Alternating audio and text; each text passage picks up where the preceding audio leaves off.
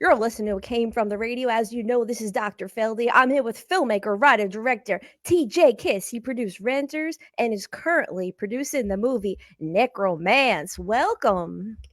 Well, thank you for having me, Dr. Feldy. I appreciate it.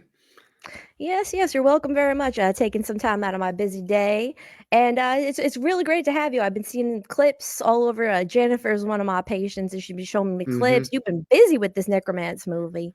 Yes. For quite a while, we've been working on it very hard. Jen has been a great help. I know she's always about 15 minutes late to her appointments for me reliably, but other than that, That's she's all worked in. right. That's It's worked worked into in. the schedule. Yes, All that's right. worked into the Yeah, schedule. when it comes to her, you want to leave like 5 to 15 minutes, maybe 17 Always. minutes once in a Nothing while. wrong with that. Nothing wrong with that. A buffer is always good. And having the bathroom nearby, she likes to pee a lot. But other than that, it's all good. All right, we're gonna go into our first question now. TJ Kiss, grocery bills are sky high. In my world, I've gotten into commercial production, so they pay the bills and the Botox and lip injections. But movies, generally, in my experience, the indie movies, they pay very little. So you can't be shooting this movie for the money. I mean, you can't be. What's your motivation for shooting and producing this movie, Necromance? So the motivation behind this is really just trying to accomplish, accomplish a dream, like something you've always wanted to do and never had the, gumption to try. And now giving it my all, pushing forward with the team around me that I'm working with, and we're getting some great results. And the hope is to take this, and hopefully people are impressed and want to see what I want to make next and want to help me make what I want to make next. And then that just to continue to grow and grow from there. Now, could you tell our listeners just a little bit about the storyline of the Necromance movie? What's Sure, this all sure, about? of course. So Necromance, it tells a story of Birdie, who is the it girl at her school. She's got everything, but she wants more. So she dabbles a little bit in the dark arts and casts a spell on her and a boyfriend to stay together forever. Of course, predictably that goes off the rails, and then the story goes from there. But there's a lot of comedy, a lot of horror, blending that together. It's a real Right. fun story with some amazing cast and crew involved. And how come you wanted to pick this story specifically? Well, it's interesting. Actually, the story came to me from my co-writer and co-producer on this, Sean Clark. He presented me a short story, about a 20-page short film called Necromance, with a lot of the same characters we have in the film, and a lot of the same basic storyline. And he wanted me to direct it. At the time, I had just completed filming Renters, and so filming something else of that length was going to be difficult to accomplish. So rather than do that, I talked him into, let's make a small proof of concept short and kind of show people what we could make. Because in his Mhm. script, we still would need to film at a school, in which case we're going to need to generate some funds that we don't have ourselves to be able to get a location that is going to pull it off. So that started where we made that proof of concept. And then, in getting into the story, I told Sean I felt we could really take this story and make it a lot bigger and stronger and into a feature film. So I Right. sort of asked his permission to take his baby and sort of bring it to age and take his little, short film and then make it into a feature. He loved what I did with the story. And we've gone forward with it from since.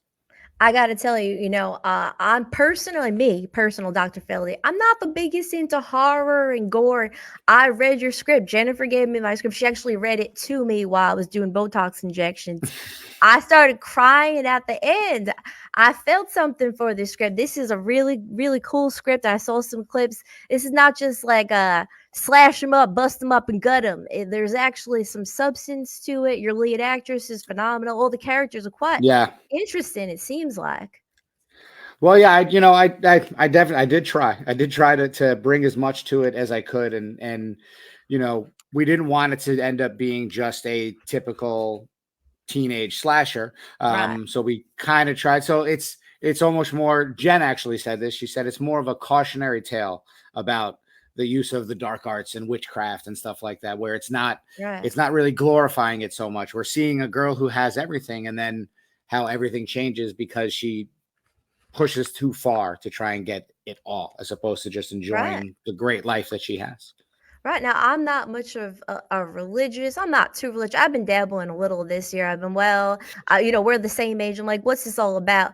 But it really does seem like, I don't know if it could be written by a pastor or a preacher, but I feel like some congregations might actually approve of this, because it's like, hey, if you want to do spells and voodoo and moodoo, things might not work out for you. If you're going to kill your teachers, you might end up dead. It's not sexy to be doing spells with your boyfriend, because look what happens. And it's not just about these topless girls running around. Is there any topless girls in this? There is no topless. There is no nudity in the film. No nudity. Well, you have one There is no buxom. topless.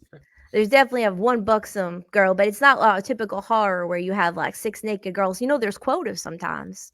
Sometimes there are, not in this one. No. There was this was Right. I'm the final say on this, so I kept it at that. Right. I see. I've only been filmmaking for 2 years, getting in, and I seen Jen, and I'm like, oh, it looks so much fun. And there's 3 films that had quotas for the amount of boobs that they needed to show. So I just thought that was very interesting. Anyway, back to you now. TJ, shooting movies, it takes up major time and energy, and we're about the same age. And you entertain a wife, 2 kids, manage a business. I mean, you're a busy guy.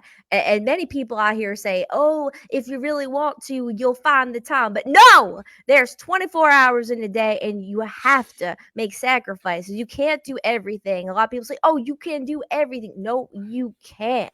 I told my neighbor up the street, if you want to see me, one of my family members is going to have to die, and then I'll make time for you, because I don't have time before that. So my question to you is, what activities have you cut out or maybe missed out because you're prioritizing movie making? Of course, there's definitely any time that I'm filming and something is time that I could be spending with my family, because I'm not working at my professional job, and therefore I am free. I'm very lucky that my wife has been very supportive and understanding, and allowing us to even film in our home, Awesome. with the kids and stuff here, all that kind of stuff. As me personally, the biggest thing is I used to be a very avid golfer, and I play golf maybe once a year now, because if I Oh, have spare time, it's going into either the family, or the film, or the film family. all right. Well, maybe get back to golf a little bit when it's time to raise some funds, because golf course can be a nice way to make some contacts when you need some Yeah, that's investors. true. That's fair point. I mean, not any of the people I play golf with, I'll tell you that. Or you come down to my office. Some of these ladies have some rich husbands. I only got a few male patients who get the Oh, there we go. Botox. So we'll talk later after the Hey, show. listen, Now, I'll caddy for them if they want, if they're willing to kick in a few bucks. hey, Caddyshack, that's my favorite movie of all time. Rodney It is a Dangerfield, classic. It is R.I.P., a classic. R.I.P. Dog food, dog Well, food. All my right, uncle is a judge, and when we play golf, I get to say to him one of my favorite lines from that film, which is "Your Honor, Your Honor." Your Honor, Your Honor. Oh, well, it must have been something before electricity. All right, next question. Now, what film movie making advice was given to you that you are glad you took, or maybe some advice you're glad you avoided? Um, that's a good question. Yes, it is. Um, I would say probably, and it wasn't even. It's not even really advice that was given to me personally, um, but it's from an interview that Kevin Smith did many years ago. Particularly, I remember he was on a rooftop in the rain, so he's got an umbrella over his head. But he's talking about needing to have a certain amount of reasonable unreasonability to become a filmmaker, because, as he says, reasonability dictates that you can't do it. Like, I'm not living in LA. My uncle wasn't Francis Ford Coppola. I'm not, extremely wealthy and can just, go out and do whatever I want to do. But still to do that and be like, no, it doesn't have to be that way. I can still do this. And I don't care what they say. I'm going to go ahead and do this. So that is actually one of like 3 little, like, motivational videos that I watch almost daily. Just about, pushing forward and pursuing a dream, and not giving up, just because it's not something that you technically like should be doing or anything like that, you know? Right. Right. That I did that for dentistry. I didn't finish dental school, and I said, I could do it. People said you really shouldn't be doing root canals. You didn't finish school, and I said, you know what? I'm gonna do it anyway, and it didn't really work out. So maybe you can make a movie about that as a cautionary tale. Maybe that could be a Well, it theme. seems DJ you Kiss seem to be cautionary doing tales. just fine. You seem to be doing just fine now, Dr. Feldy. So Well, whatever path it was, it led you to where you are now. Well, thanks to the ladies of Nassau County that like their There you lips go. filled and their face unwrinkled. So now back to movies. What is a movie or movie scene that has inspired you and why? I talk about this every time I'm anywhere, but really, Shaun of the Dead is like one of my all-time favorite movies.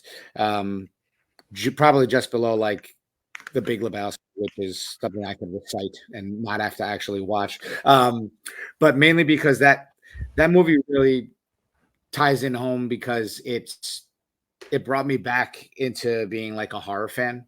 Like when I was younger, my aunt, my older cousin, we would watch all these, the classic 80s horror movies and 70s horror movies when, I was like, 9, 10, 11, 12 years old.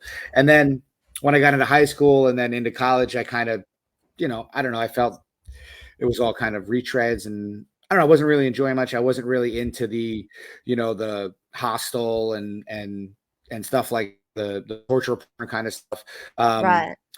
And then Shaun of the Dead came out, and that was like the perfect blend of comedy and horror. It's not a horror movie with some jokes thrown in there, and it's not just a comedy movie with some horror in there. It really is like it's got nods to both genres. It's a perfect Mm-hmm. blend of that. And to me, that's the perfect blend. That's like, and people think this Mm-hmm. is weird, but when I go to the movie theater, which is rare now, unfortunately, but when I go to the movie theater, I get popcorn and I get Sour Patch Kids, and I mix the Sour Patch Kids into my popcorn, so that when I take a bite and I get a both, you get sweet, salty, and sour all in one bite. It's the perfect Huh. blend of everything, just Well, like I've Shaun of done the that Dead. with Reese's and popcorn. Oh, and My mom Huntington does that. Theater. My mom Ooh. dips it in and eats it. Oh yeah. Moving on to But you our get next one. Ooh. I was saying it's the same thing. It's the combination of those different things together that just hits so perfect. God, I see. Yeah, no, I in the clips you showed me, there was comedy in this like seance scene, but it was also kind of spooky. Mm-hmm. And to me, that's my favorite as well. I the hostel, uh, hostel personally for me ruined my life for 2 years. I didn't watch Okay. scary movies and not much since, ever since Hostel 2, because I saw that movie and I was like, well, if I ever want to live alone ever in my life, I'm not going to be able to. And I wasn't able to for years because that movie was so scary. So speaking of storylines that you might not want to do, Meatloaf, R.I.P., said, "I'll do anything for love, but I won't do that." Describe some storylines or movies that we won't see you making. Oh, that's interesting. Most likely, I would say definitely probably a musical. I probably would never do. Not because I have anything against them, just because I don't I think do. that's something that would be up my alley. You like Not my musicals? alley. I can't stand them. I said I Oh, saw okay, good. was the Book of Mormon. Someone took me to see that co-star and Didn't the like Slate that. Grown and I said the whole thing would be great if they just stopped singing. That's the whole point. No, Well, no. sorry about that. I had to fix my hat there. That's the whole point of the musical. Well, yeah, that's one that I probably would not do. Um, I don't know. Anything else? I mean, I guess I would be willing to take a stab at, but yeah, musicals, I don't know if that would be in my forte. I appreciate that message and I applaud it. Moving on. Now, film school, it can only teach you so much. Mentors, a diligent crew, your wife, compassionate actors, and overly communicative Jennifer Feldman can only warn you about so much. Now, what things were you not prepared for that you had to learn on the film set? Oh, all right. So there's every time I'm on a set, there's something else that I'm learning or learning from a mistake from before, from one day me putting the boom for the boom mic in a weird spot that made it impossible to see, that wasted like 25 minutes of me frantically searching around to find it.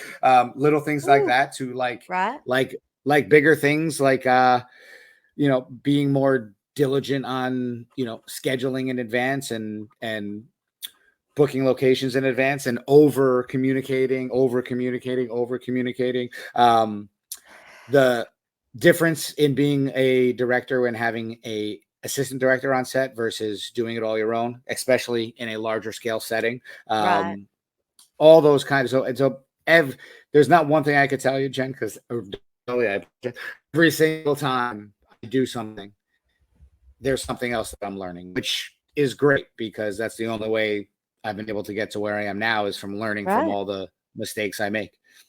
Right, and you're a very quick learner from what I've seen.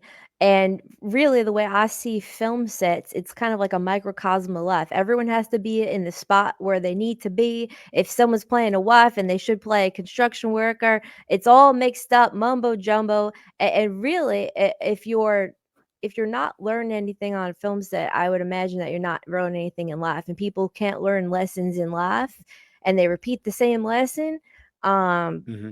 Generally they're problematic on the film set as well, because it's just a microcosm for the real life. That's what I find. You find someone, they got something wrong in their real life, that's probably going to happen on the film set. You'll Right. see. Yeah. You'll Yeah. see.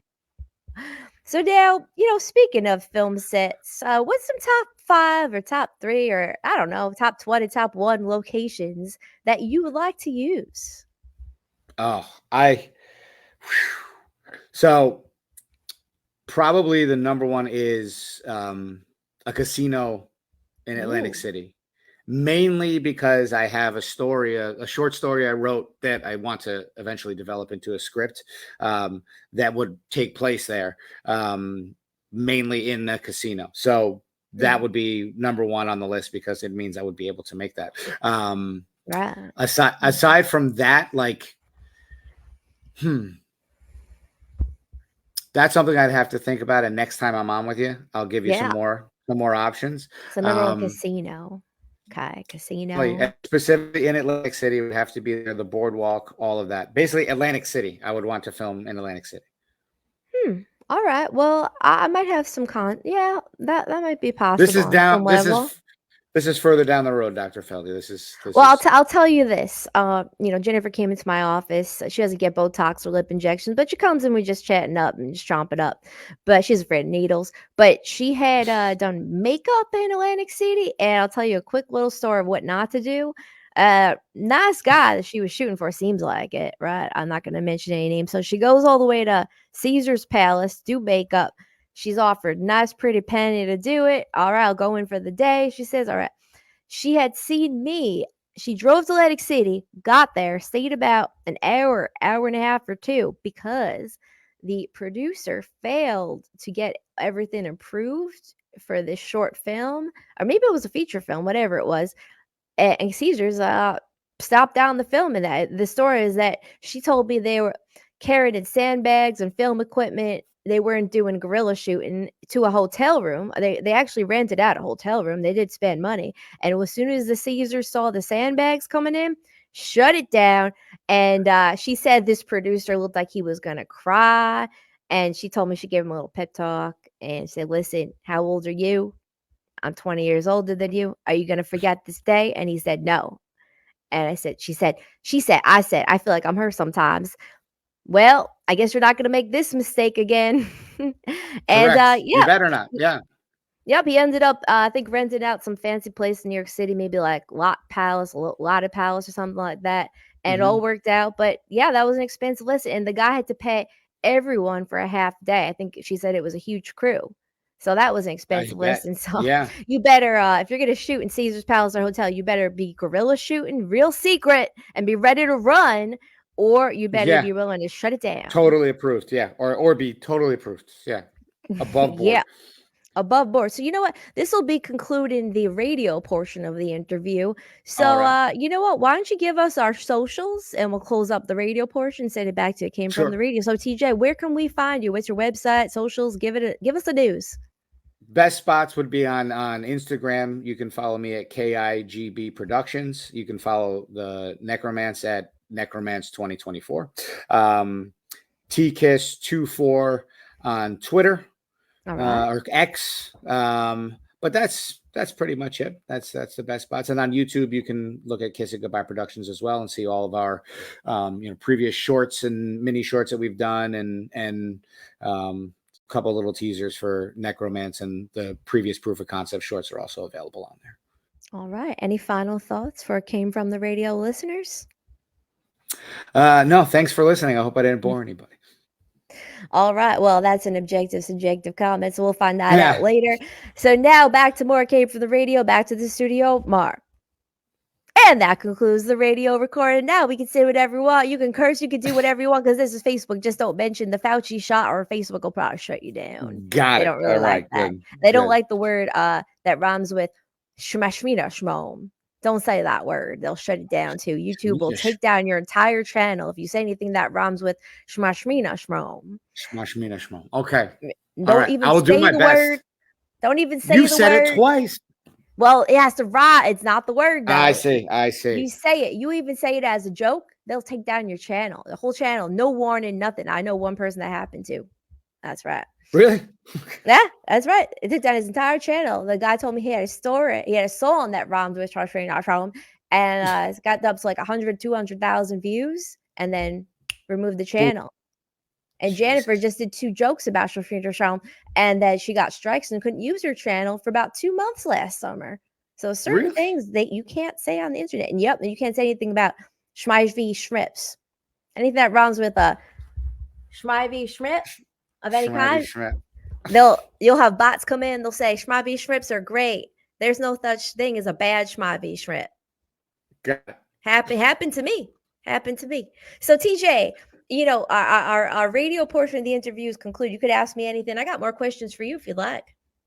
Fire away.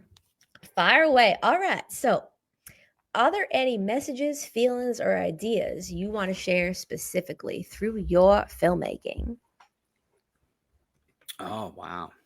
That's a really good question. Yeah, thank you. So, I don't know.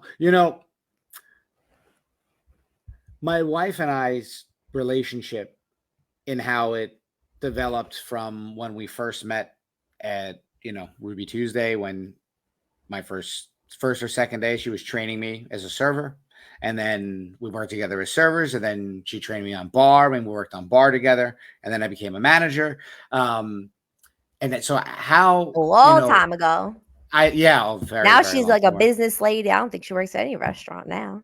Not at all. No. She's come into my office. Doing well. No, she has not. How dare you? Yeah, I turned her down. I recognized her. I said, I know your husband. I'm not injecting you anything to your face. Right. Unnecessary. That's unnecessary. I turned her down. I look out for you, TJ. I appreciate it. But so like I sent her like a meme on Instagram I saw recently where it said something along the lines of like, I didn't know how important you were gonna be when I first met you. And so that, not necessarily our story, but sort of that kind of story, which is not unique. It's a story that's been told before. I mean, that's basically how everybody's love story goes. And somebody you meet, you don't know right away when you first meet. Not like you, though. Not like you. Yours is not that common. Well, I mean, I don't know. Why do you say that? You were friends for years, right? Weren't you friends for Correct. years? Right, yeah. That's not that common. A lot of people, they see each other. Oh, she has a nice tushy. Oh, he has a nice nose or earlobes or whatever humans like. I don't know. Yeah, and that's it. They get it on day one, meet at a bar, get drunk. They don't get to know each other or work together or show that they can run a business together, which you did before doing, yeah. That's really not that common. It's not. That's true, I guess. That's a fair point. Because I mean, she was my best friend for a long time before there was anything romantic going on between us, which actually was a bad thing for when we wanted to start doing that, because she knew when I was single, like, like you're seeing that girl, you're going to see that girl. I also know what she's doing. And then it's like, wait, why am I going to want to? And then, take some convincing on both our parts, I guess. I'm going to ask you a personal question. You have to answer this. When you first saw her, were you like, I like what I'm seeing?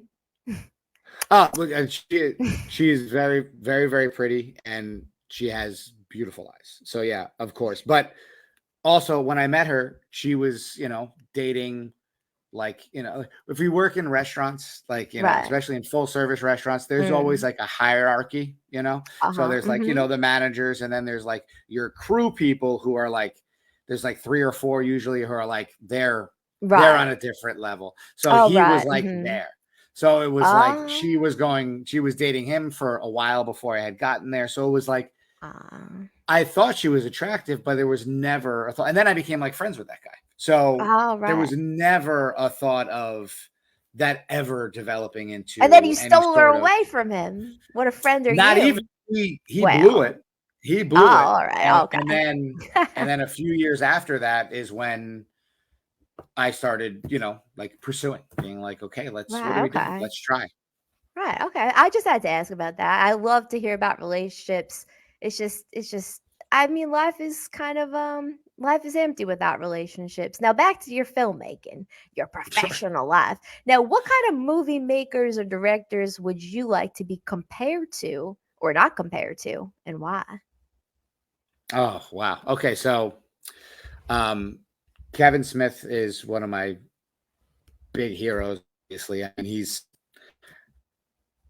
the guy who I aspire to be. He's a guy who is Hmm. an independent filmmaker essentially now. Still, he does what he wants, and that's because he's built up, you know, his own support system. Essentially, he works with a lot of Right. the same people. You know, um,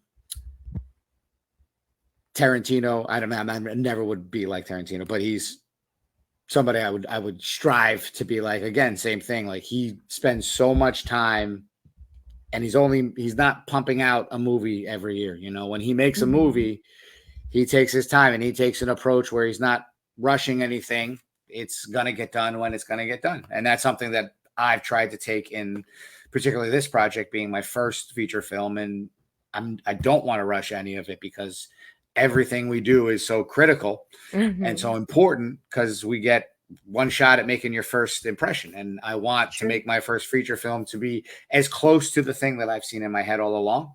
Um, I've already done enough where I know it's never going to be exactly what I see, at least not yet. Maybe in the future Maybe I can get to better. a point, maybe better. Yes, maybe better. I mean, there already are things that I Mhm. know aren't going to be exactly the way I envision them, because things didn't work out the way I needed them to make that happen. But the goal is that hopefully in 10 or 15 years from now, maybe less than that, Right. I'm in a situation where it's a lot easier to accomplish things that I want to accomplish to get my vision across. I think so. Well, let's see. Let's see. It's August 20th, 2024. I guess we'll have to compare notes in 10 years and 2 years and see what's going on next August. We'll find out. And going on. I Yes. I have a good feeling. I have a good feeling. Let's see. I have some good gut instincts. So only a few more questions. What are some actors you would love to work with? So, like, let's see. So, like, I have, like, I would like to work. This is interesting. Like, I would like to work with like an actor now who's like sort of older, Mm-hmm. but work with them like later on and have them do something that's different than what they normally do. Like, Oh. I'm trying to think of a good example. Um, but sort of like, and it's not like sort of how Robin Williams late in his career did, like, I can't believe I'm spacing that. Oh, Insomnia, the Christopher Nolan movie. He did like 1 hour Hmm. photos. So he did these like different kind of characters. Um, Right. so somebody along those lines, but I don't know who that would be, but Hmm. something along those lines. Yeah, Well, you can't I don't use know. I Donahue because he died yesterday, so Yeah, can't Phil, use you died. him. I saw that. I Yeah, saw sorry that. about that. Sorry about that. I know you probably are very saddened about that. I remember. Listen, I'm old enough to remember Phil Donahue when he was on TV at times. I remember I also. remember. I remember Phil Hartman's Phil Donahue impression, which was amazing. Can you do it for us? No, certainly not. I cannot. Only a few more Perhaps if questions. perhaps if I had watched it a few times beforehand, so I could work on it. But no, I don't think I could do it. Any Phil Hartman stuff, it's you're joking if you're trying to match it. Well, speaking of specific people, what actors would you like to avoid? I would say that Trick question. there's nobody right now that I would say I would like to avoid. I don't think there's anybody that really. Hmm. I mean, I'm willing to work with pretty much anybody, and then make a decision on things as they go forward. But it always ends up being who's right for whatever the character is that I need to fill. I've had times where I've been writing things and I've been thinking I want this actor who I know to play this character, but then as I finish writing, I'm like, I don't know if that's actually a fit anymore. And then I have to look into a different direction. But then that's also how you build your film family, is because then you're not just putting the same people in different roles. And then you're also shoehorning people in just because you're like, oh, I wanted to have X in the role. Because you're right. And it's not going to fit. But you're like, no, but I want X in that role. So I'm going to do it anyway. But then you end up with not the best product.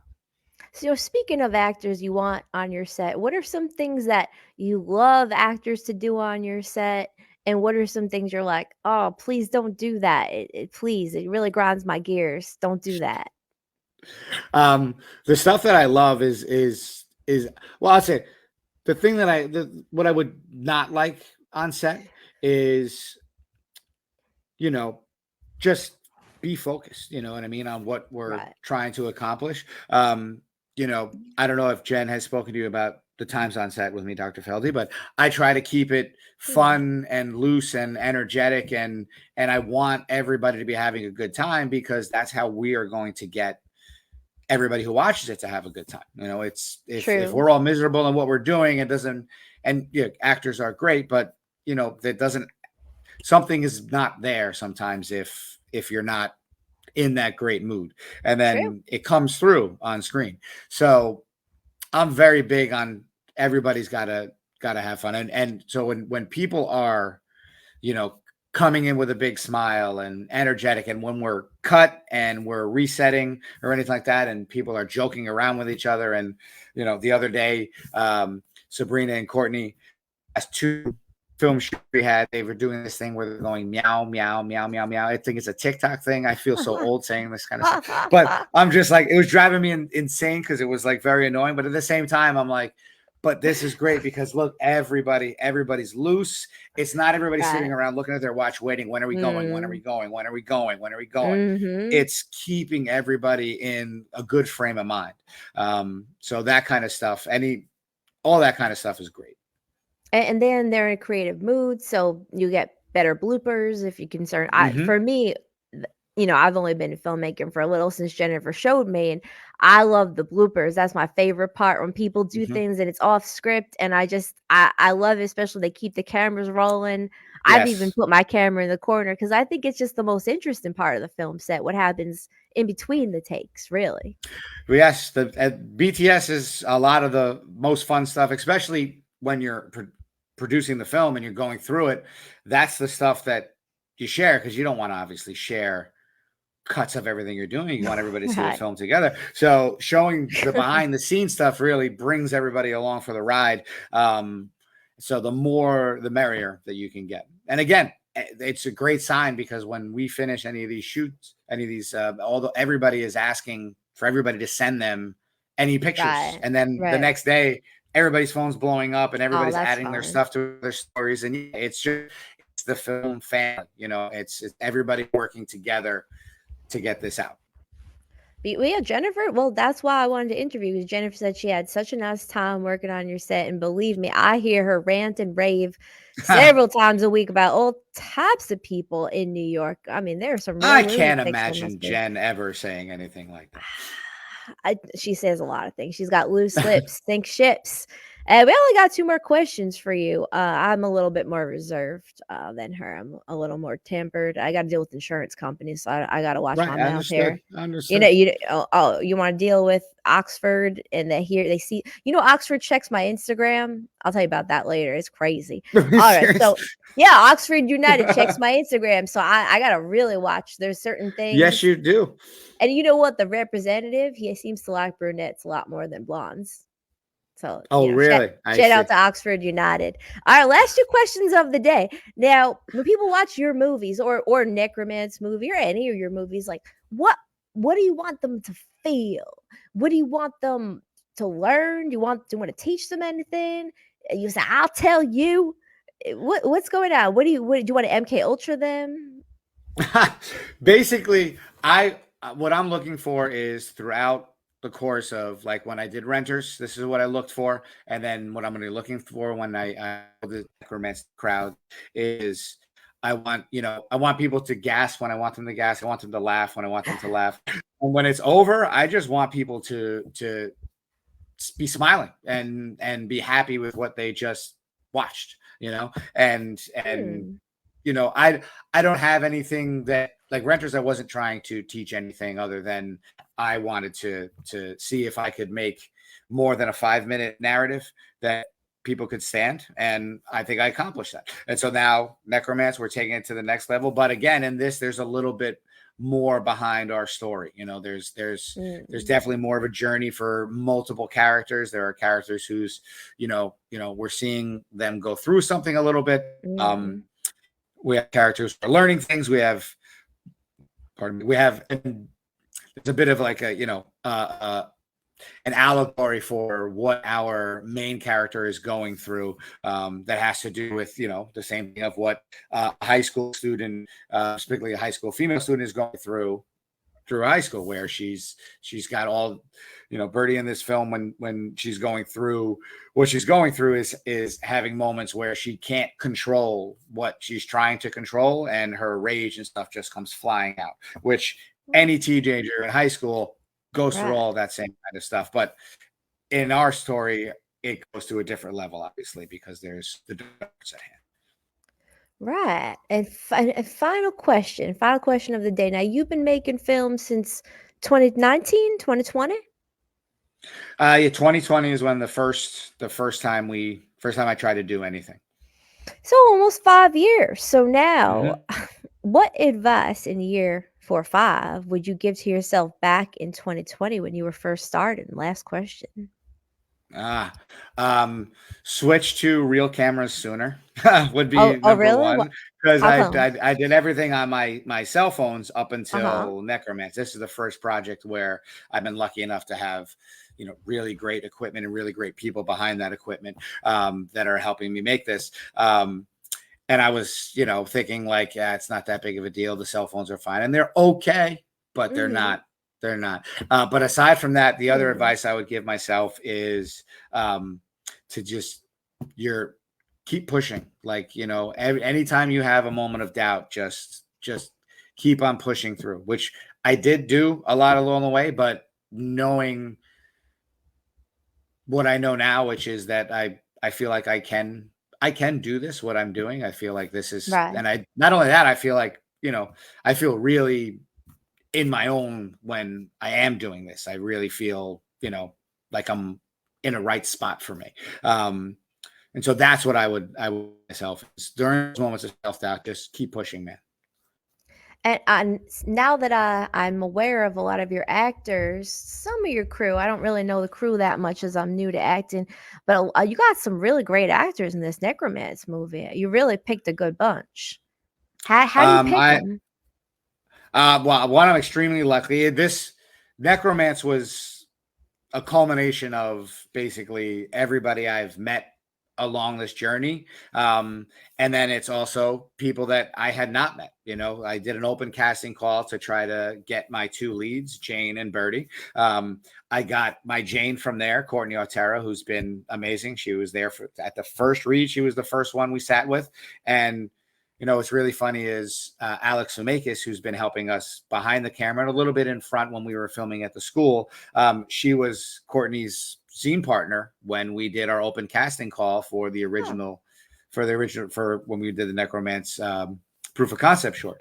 She did not obviously end up getting the role of Birdie, but when I put out the call that I needed help, she was the first person to throw her hand up, and so that's funny how that worked out. oh. And our other lead, Sabrina, we had a different actress who was in the role, who unfortunately had to drop out because of personal reasons. Wow. And Jen, as always, comes through in the clutch. And like the day after I told her that we lost Vanessa, she was working on another set doing makeup on an actress named Sabrina and sent me a picture and said, she seems like a really nice girl. I haven't seen her act yet, but Right. you know, she seems really nice. She seemed interested in the little bit I told her at the project.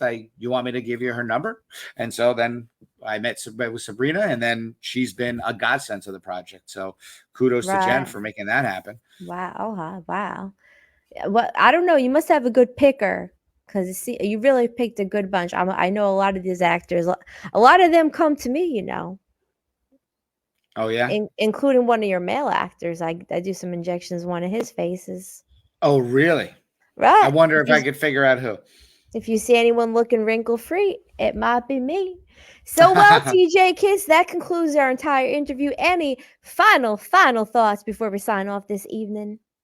No, just thank you very much for letting me have the time today, Dr. Feldy. I appreciate it. And everybody who's still watching or watches later on, you know, keep paying attention to Necromance, and when it's ready, we're going to be really excited to show everybody. You seem like a real positive guy. I'd love to meet you in person. Jennifer says wonderful things about you. You seems Well, like you're thank you. someone has a lot of resilience or grit, like to push forward. Because I meet a lot of people, and these women talk about their pansy boyfriends or some guys they're trying to date, and the people just give up. A lot of people nowadays, they give up, and it doesn't Yes. seem like you have that in you. Well, you know, I mean, if you want to achieve something, like it's not going to happen. You know, you have to make it happen. And if you want things to change, if you want to, you know, pursue something that you never thought you could pursue, I mean, you can do it. It might not work, but then at least you did it. Like, I would love if I could make movies and that's how I paid my bills, and that was it. That would be great. If that doesn't happen, and this is just something I do that I love in addition to what I do to provide for my family, then there's nothing wrong with that. That's great. Right. That's Right. better than what most people have. So no matter what, I win. So there's no need to stop. Just keep pushing forward, do what you can, and you try to make it, you know, a little bit harder on yourself on each one, and make a bigger project each time, and Right. leverage your connections, and hopefully you get lucky. You know, Tarantino says if you love movies well enough, you can't help but make a good one. So hopefully that is very true. And if you have managerial skills and some organization skills, which it seems you do, and I've heard about. Jennifer's I little try. OCD. So she talks about people, and she actually ranks people in order of how much OCD in organization, and the people who have the most are like at her tops. And then she's even talked to me about people's list making inabilities from friends and acquaintances, because truthfully, the ability for you to schedule and manage other people and get along with other people. That's why I had to speak to you, because it seems like you got a lot on the ball here, young sir. So we'll sign off right now. Thanks so much for doing Thank you. It Came From the Radio, and also being going Facebook Live on Jennifer's account. I've never once gone live in my entire life. I'm happy to do it. Face. I was happy to pop the live cherry with you. It's wonderful. And speaking of cherries, you know, they have serotonin, so they're a great thing to eat before bed. You get serotonin in your gut. I think 87 or 70, 80% of serotonin is in your gut, and that's going to affect your mood. And it's going to affect your sleep cycle. So on that, we're going to end the stream, and ta-ta for now, TJ Kiss.